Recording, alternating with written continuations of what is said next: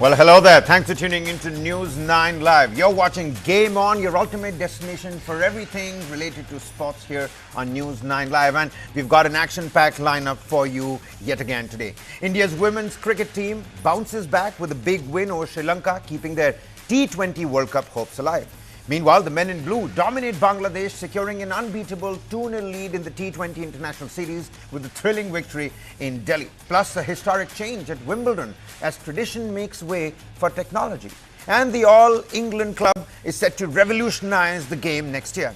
Also, shocking news from the world of football as a Greek player is tragically found dead in a swimming pool. But above all, Rafael Nadal has made that big announcement. Stick around for it. It's all coming your way on Game On. Let's dive right in. Take a look at this, ladies and gentlemen.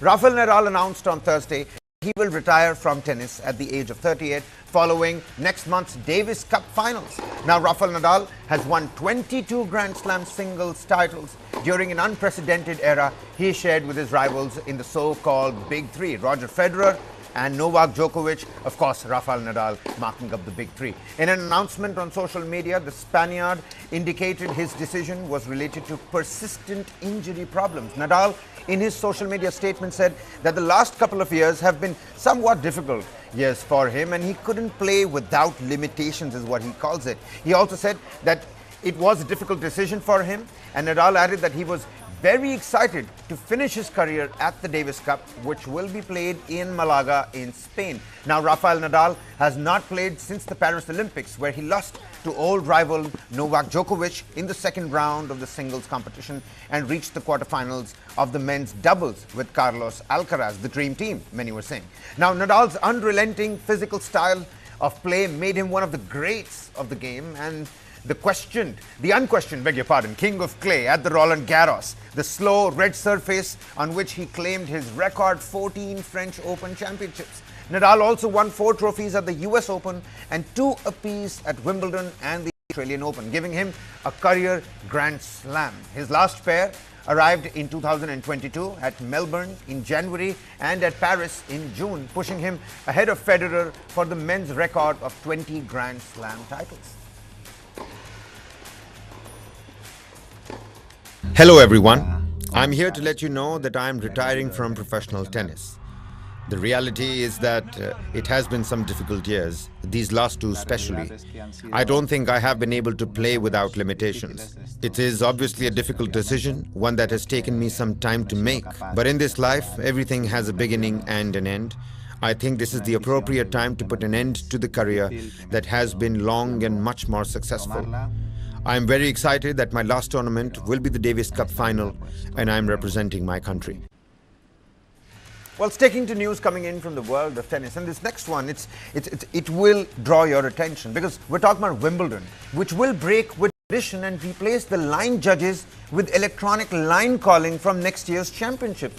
The sight of immaculately dressed line judges standing or crouching at the side and at the back of the grass courts has been a feature at the Grand Slam for about 147 years, 3 short of a 150 mark. Electronic line calling was first used as an experiment at the ATP Next Gen Finals in Milan in 2017 and was adopted more widely during the COVID-19 pandemic. It will be used on all courts across ATP Tour events from 2025 onwards. The Australian Open and the United States' Open have already replaced line judges with electronic calling, although the French Open still relies on the human eye. Wimbledon organizers, the All England Lawn Tennis and Croquet Club, has confirmed that the Hawkeye live electronic line calling will also be used across the qualifying tournament. While popular with players, the decision will sadden traditionalists. Likely mean the end of the arguments over line calls that are part of Wimbledon folklore, largely because of the antics of former champion John McEnroe, who famously rallied against the officials. It will also spell the end of the Hawkeye challenges, in which players can ask for a video review of a close call, which was also a popular feature with the fans. However, chair umpires will be retained. The electronic system, which reacts within 1/10 of a second of the ball landing on a particular spot, is regarded as more accurate than human line judges, who are often seen ducking for cover to avoid being struck by a 100 miles per hour serve, let's just say. A simple computer-generated call of out or fault will now be the final words on the line calls. Another change for the 138th Wimbledon, the women's and men's singles finals on the second Saturday and Sunday respectively will start at the later hour after the men's and women's doubles finals. Meanwhile, the seasoned duo of Smriti Mandhana and Harmanpreet Kaur being at their best made all the difference as India cruised to a much-needed big win. Sri Lanka were trashed by 82 runs in Women's T20 World Cup match in Dubai yesterday. Smriti and Harmanpreet, who faced flack for their poor run with the bat in the earlier two matches, were back to their sizzling best as India posted 173, quite a decent target, for just 3 wickets in 20 overs. In response, Sri Lanka were bundled out for a mere 90 runs in 19 overs and 5 deliveries. The 98-run opening stand between Shafali Verma, who scored 43 of 40 balls, and Smriti Mandhana, who put on 50 of just 38 deliveries, set the tone for the innings as India opted to bat first. Harmanpreet played a captain's knock, scoring an unbeaten 52 of just 27 balls. India's score of 172 is the highest innings total of the ongoing World Cup. Sri Lanka, who had got the better of India in the Asia Cup, could never really get going in the run chase. The defeat by 82 runs is their third loss in as many games, effectively putting them out of the semi-finals race. With their second win in 3 games, India remain in the hunt for a last 4 spot from Group A. The loss to New Zealand had put a severe dent to India's net run rate, and they needed a big win to make amends, something they managed in style against rivals Sri Lanka. It was also India's biggest margin of victory in the Women's T20 World Cup history, pushing their run rate to positive from negative, a big feat. India's last group game is against the mighty Australia, an exciting matchup nonetheless. Meanwhile, Captain Harmanpreet, who anchored India's innings with her player of the match performance, said that the Dubai pitch was not at all easy for batting. Explaining India's game plan, Harman said, and I quote, "It was one of those days where I was in my zone. I was thinking positively and hitting anything that was pretty much in my zone. These wickets aren't very true for batting. You have to keep rotating strike, and only when the ball is in the zone can you swing your bat at it. We just wanted to go with the momentum." Now, Smriti and Shafali gave us a good start.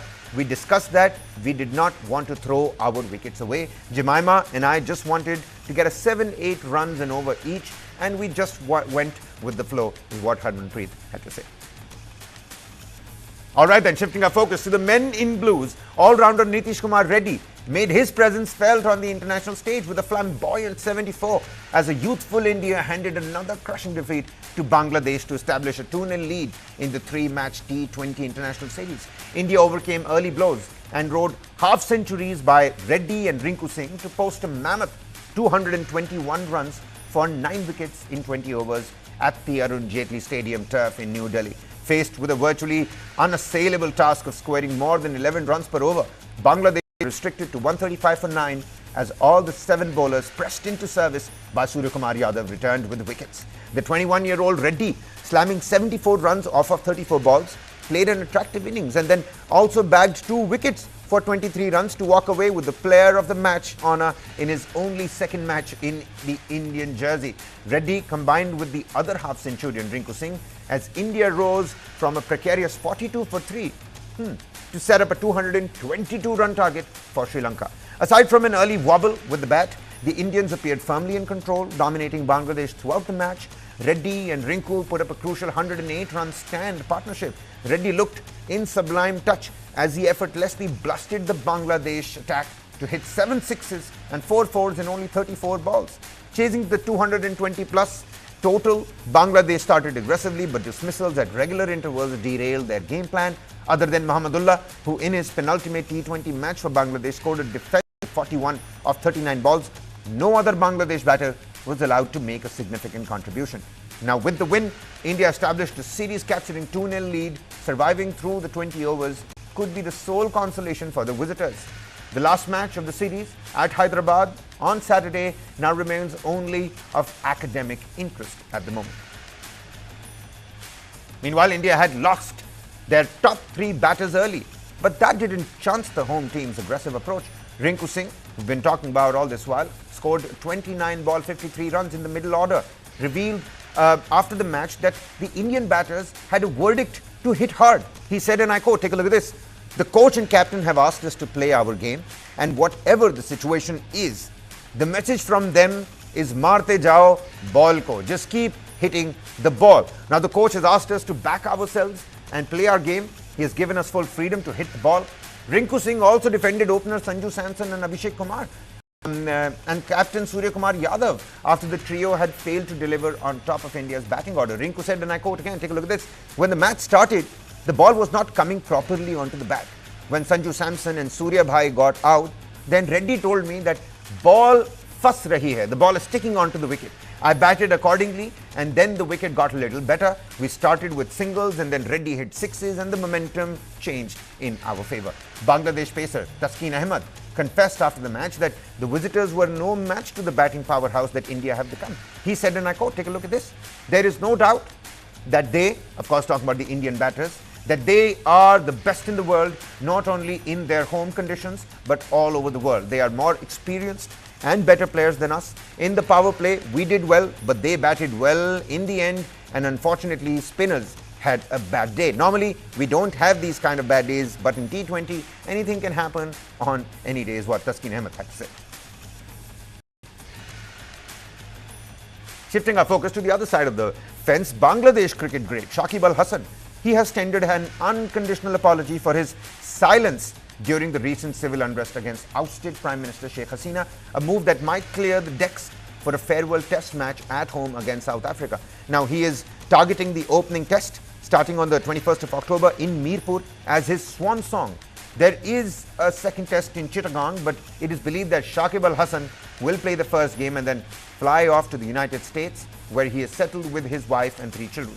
Shakib wrote on his Facebook page, and I quote, "While no sacrifice can compensate for the loss of a loved one, nothing can fill the void of losing a child or a brother. To those of you who were hurt by my silence during this critical period, I respect your feelings and sincerely apologize. If I were in your place, I too might have been upset." Now, Shakib Al Hasan has been accused of being involved in the murder of a student during the unrest, but Shakib was playing a T20 league in Canada at that point in time. Moving on to some football news, Argentina captain Lionel Messi, he trained with his team yesterday in Fort Lauderdale, a day before their match against Venezuela in the CONMEBOL World Cup qualifiers. The team is bolstered by the return of Messi for their World Cup qualifiers against Venezuela and Bolivia after the 37-year-old recovered from a right ankle injury, which he picked up during the Copa America final against Colombia back in July. Argentina are set to face Venezuela at the monumental stadium of Maturin later today. With Messi and his men training at Inter Miami's training center in Florida, manager Lionel Scaloni said his side was worried about Hurricane Milton as well, that has left a trail of damage and destruction in Florida's west coast. He added that the training facility was perfect and the team worked calmly, but hurricane was a security issue. Hurricane Milton barreled towards Florida's battered Gulf Coast as an enormous Category 5 storm on Tuesday, triggering massive traffic jams and fuel shortages nonetheless, as officials ordered more than 1 million people to flee before it slams into the Tampa Bay area. Meanwhile, Aurélien Tchouameni pronounced, of course, will captain France in their Nations League game against Israel later today in the absence of Kylian Mbappe, and coach Didier Deschamps believes that the midfielder Tchouameni is well suited to this particular role. Now, Tchouameni's Real Madrid teammate Mbappe, the regular captain for the national France team, is skipping the Nations League games against Israel and Belgium. Tchouameni was one of the favourites to take the armband along with fullbacks Jules Koundé and keeper Mike Maignan. Mbappe, who joined Real as a free agent from Paris Saint-Germain during the closed season, has faced criticism in France for not taking part in the games in Budapest and Brussels while being fit to play for the Spanish club. Deschamps said that the demanding schedule for players was not ideal for France. Inter Milan striker Marcus Thuram, who scored a hat-trick for his Italian club in their 3-2 victory over Torino this very month, is not certain to play as well. Israel are hosting their home games in Hungary due to the Israel-Gaza war at this point in time. Some reactions that are going to be coming up next.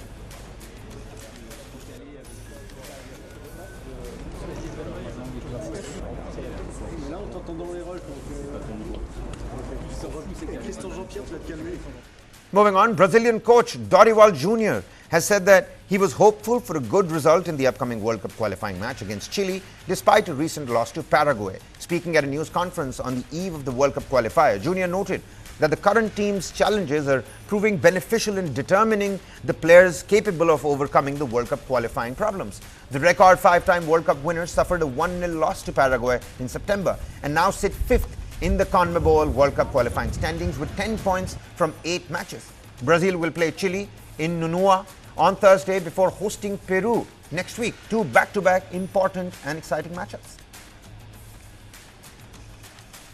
Take a look at this. German football team coach Jurgen Klopp has confirmed his appointment as head of global soccer for Red Bull, who owns several clubs including RB Leipzig and the New York Red Bulls. The company had announced the hiring yesterday. Jurgen Klopp will proceed on a holiday before taking up his new assignment in January. Some of you might have heard it already, some of you won't. From 1st of January 2025, I will be head of global soccer of Red Bull, and I'm really looking forward to that. A few months ago, I said I don't see myself on the sideline anymore, and that's still the case. But I still love football and I still love working, and Red Bull gives me the perfect platform for that.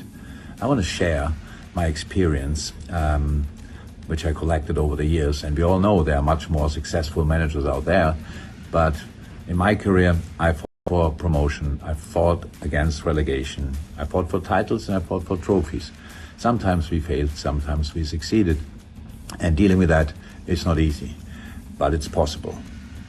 Then I want to learn again, because when you're in the job and you have to play every 3 days, you barely have time for that. And now I have time, and I have the opportunity, and I want to see and feel and figure out what is useful for football. So developing football a little bit as well. As I said, really looking forward to it, but now I go back on holiday. See you in January. Well, a tragic development that's coming up next. The body of British-born Panathinaikos and Greece defender George Baldock was found in a swimming pool yesterday at his home in the southern Athens suburb of Glyfada. He was 31 years old. Now, state-run ERT television. The body of Baldock was found late Wednesday evening in his swimming pool in the southern suburb of Glyfada. The cause of the death was not immediately clear at that point in time. Britain-born Baldock was called up for Greece in 2022 and played 12 matches for the Greek national team, the last in March in Greece's loss on penalties to Georgia in the Euro 2024 playoffs. He was not in Greece's squad for Thursday's UEFA Nations League game against England. And Baldock joined Sheffield United back in 2017 and helped the club earn promotion to the Premier League twice in 2019 and 2023. He joined Panathinaikos in May on a 3-year contract after Sheffield United was again relegated to England's second division. Baldock's former club, Sheffield, has mourned his untimely demise. A statement issued by the club read, and I quote, "Sheffield United Football Club is shocked and extremely saddened to learn of the passing of former player George Baldock. The defender left the club in the summer after 7 years at Bramall Lane and was extremely popular with supporters, staff and teammates who pulled on a red and white shirt alongside him."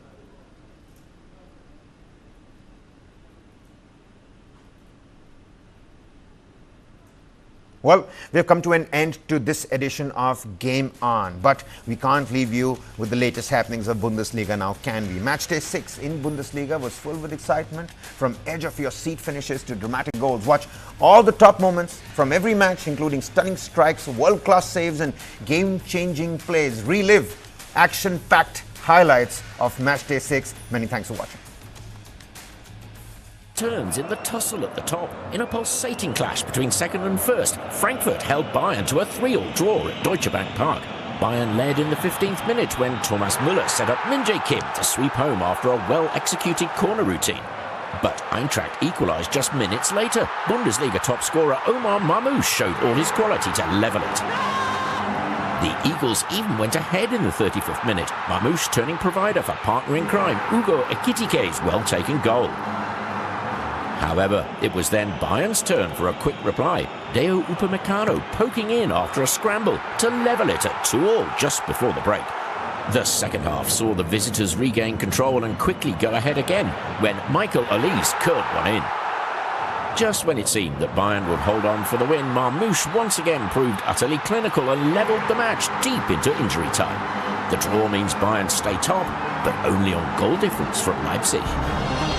Another twist in the early title race saw reigning champions Leverkusen held to a draw by Kiel, a week after the Werkself became the first team to take points off Bayern. It all started so smoothly as just 4 minutes in, Victor Boniface scored his fourth of the season. Another 4 minutes later, clever pressing by Florian Wirtz helped Jonas Hofmann double the lead against the league's leakiest defence. The hosts were sporting a special shirt to commemorate the club's 120th anniversary, but Kiel came to spoil the party. With Leverkusen seemingly cruising, a first-ever Bundesliga goal from Max Geschwil cut the lead just ahead of the break, and the visitors were hungry for more. Jeremy Frimpong conceded a penalty and already his third yellow card of the season. So, Jan-Fiete Arp stepped up to score his first Bundesliga goal in 7 years. The Werkself were pushed all the way, and it ended with Kiel claiming their second ever Bundesliga point away to the reigning champions. Borussia Dortmund are top of the Champions League table, but also missed the chance to keep pace in the Bundesliga title tussle. Opponents Union Berlin had the league's joint worst attack, but were gifted the chance to take the lead from the spot, and Kevin Vogt, who hadn't scored a Bundesliga goal for 10 years, ended the record longest wait for an outfield player. Dortmund are still waiting for their first away win this season, and on the stroke of half-time, Jorbe Vertessen doubled the lead to make matters worse for the Black and Yellows. The Irons came close to scoring a third before Dortmund finally rallied. Nuri Sahin watched his side get painfully close before former Union fullback Julian Rierson halved the deficit. He scored against his ex-club in back-to-back seasons now, but Bull Svensson's men held firm to snatch 3 points at the Alte Försterei.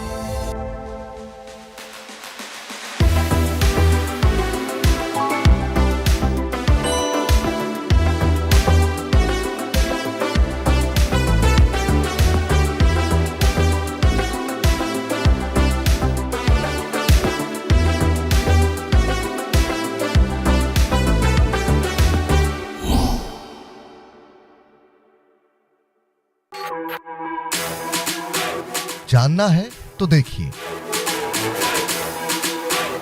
समझना है तो सुनिए, सीखना है तो पूछिए, और कमाना है तो खरीदिए। जानकारी, सलाह और निवेश सब एक ही सुपर ऐप पर। पैसे का सवाल है तो जवाब है मनी9। आजादी पैसे की, अभी डाउनलोड करें।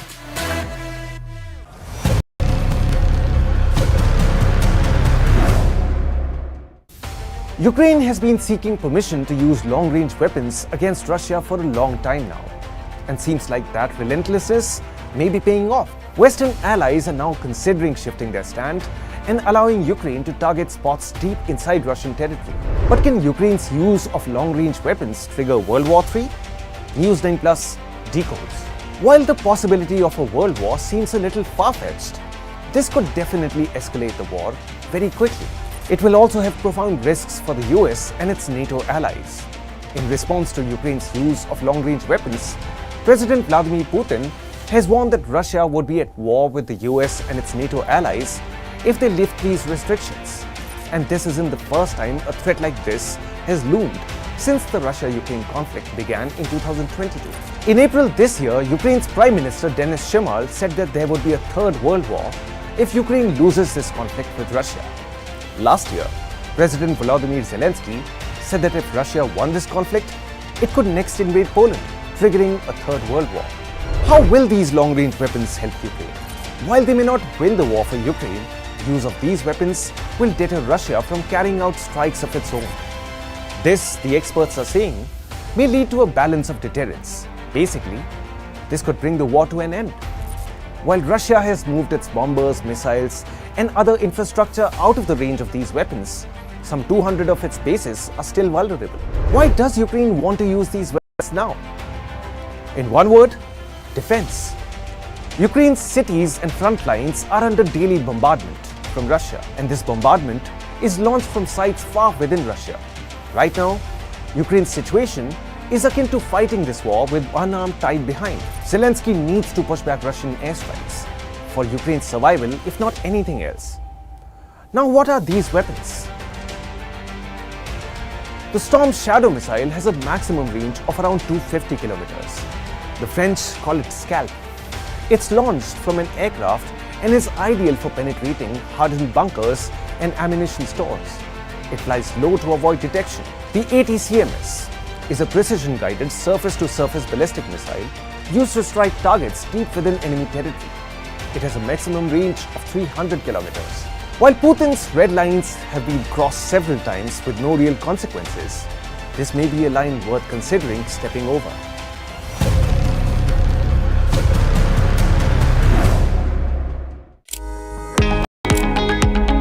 So I'm Payal Nath, the CEO and Director of Kadam Heart.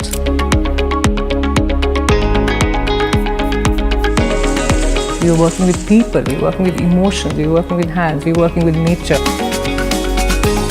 We are very clear, we want to commit to livelihoods, we want to commit to the planet, we want to impact 1 million artisans, which is 1 million families minimum. Be the change that you want to see. This and more. Streaming on News 9 Plus. News is now content. Subscribe and get free vouchers.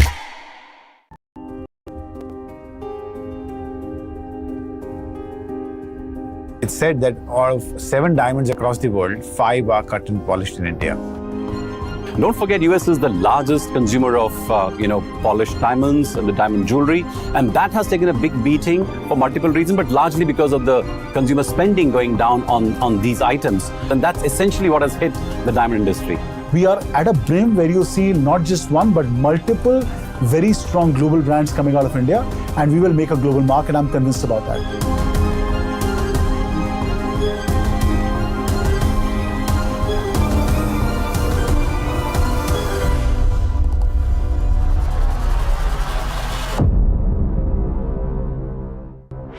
This and more. Streaming on News 9 Plus. News is now content. Subscribe and get free vouchers. Joe Biden is not going to be the Democratic presidential nominee. I made my choice. Kamala Harris. She's experienced. She's tough. She's capable. I took on perpetrators of all kinds. Predators. So